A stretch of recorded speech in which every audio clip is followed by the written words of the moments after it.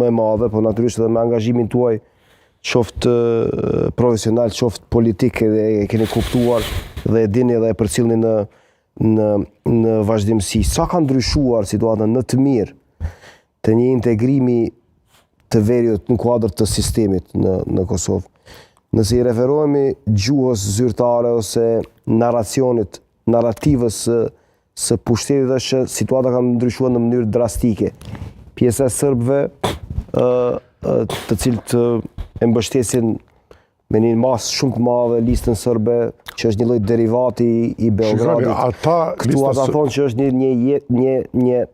një paralizim i jetës së tyre, edhe një funksionim paralel duke marrë shembull, duke tentuar të marrin shembull edhe ato çfarë shqiptarët bënin gjatë 90-tave këtu në Kosovë. Çfarë ka ndryshuar edhe cila mund të jetë ecuria e së ardhmes për këtë zonë? Ajo mas pari në aspektin institucional, atje janë gjitha institucionet e shtetit janë me komandim, nuk ka institucione as policia, as prokuroria, as një institucion që duhet tjetë që ka qenë përkatësisht, siç është me kushtetut dhe me ligj, është me gjyqjet gjitha ato me komandim. Raportet e RFI-s që kam pa, vazhdimisht janë bën me banor serb lokal atje, ju keni për shembull biznes kanë bërë shqiptarët atje. Ju keni në Gracanic, shkoni kështu në shqiptar kanë biznes, është plot serb, me kamarier, me njerë. Atje ke pa përjashtim, do të thotë, nuk hynë serb lokal, as në dyqane, as në për kafe, as në për. Fakti që ata votojnë listën serbe, nuk është punë e jo në këne votojnë. Në qartë. Do të thotë, komunitetet. Ata, kushtetuta ja u garanton ato drejta. Ata votojnë që tregon që nuk është i sakt narrativi që sërbët janë ngusht, kanë qenë ngusht për listë sërbska, edhe ju kanë Vetëm situata komplikohet më shumë, profesor Asani, duke ditur që shefi i listës serbe i ka prirë aksionet terroriste në Bansk dhe kjo e ka ndërlikuar. Ajo është çështje e përgjegjësisë individuale, ai ka qenë apo për krime lufte është njëherë. Ajo do thotë, ajo është Mila Radojčić. Që 20 vjet, pej që si jamën pa ditën e syftyrë, kusha e kom njoft që është të kriminal lufte. Pa ditë si jamën, në Mitrovic ne kemë ditë që ka vraka në Gjakov. Për këtë? Po, për Radojčić. Ne kemë ditë, do të si jamën, po flas.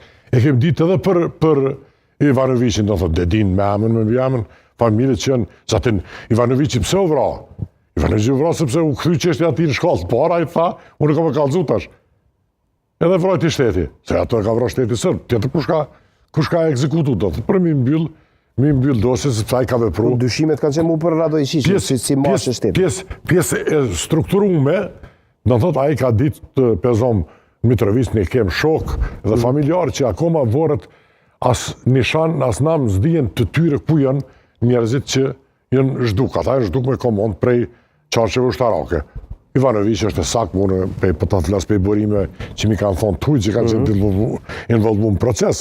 Ajo ka thonë që komi të reguë zëngjirin komandus që kush ka vra dhe ku janë ato edhe, do thotë e kanë eliminu.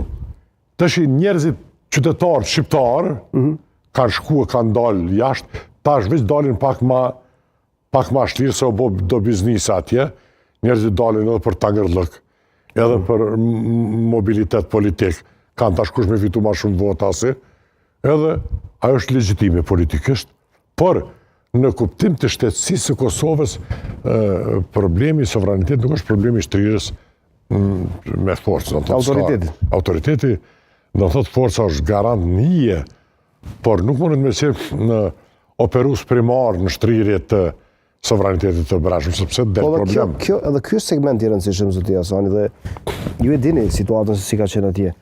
Atje ka qenë e vështirë për pas atyre banorëve që kanë qenë të krojvi takut që janë ballafaqur në vazhdimsi. Nuk është ashtu. Te tre rokaqejt. Ja, po thuhet ashtu. Kush ka desh ka dal, përveç mas lufte, po jo pra, ka ndërtu edhe shtëpia.